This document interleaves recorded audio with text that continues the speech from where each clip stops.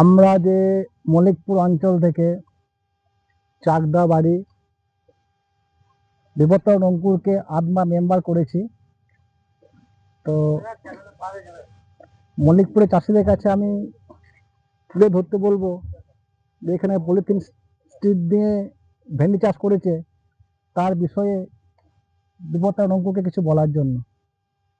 আমি বিপত্তন অঙ্কুর, মল্লিকপুর গ্রাম পঞ্চায়েত থেকে চাকদহ গ্রাম থেকে বলছি। জীবনদা আমাকে আদমা মেম্বার করেছেন।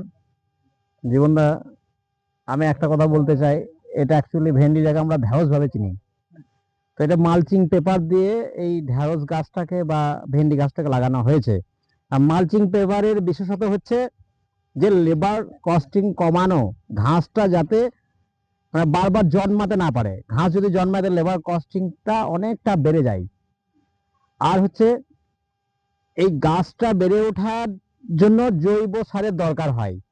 সেই জৈব সারটা গোড়ায় থাকবে, তার সঙ্গে সঙ্গে উপকারী যে জীবাণু, উপকারী জীবাণুগুলো বারবার যদি মাটি আমরা খুঁড়ি ঘাসটাকে মারার জন্য, তাহলে উপকারী জীবাণুগুলো মরে যায়।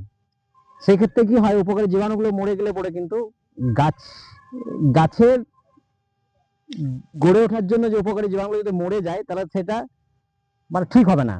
তার জন্য মালচিং পেপারটাকে দিয়ে চাষ করা হয় এবং এই গাছটা অনেক দিন ঠিক মানে জৈব সারগুলো তার গোড়ায় থেকে গিয়ে গাছটাকে বেড়ে ওঠার জন্য সাহায্য করবে।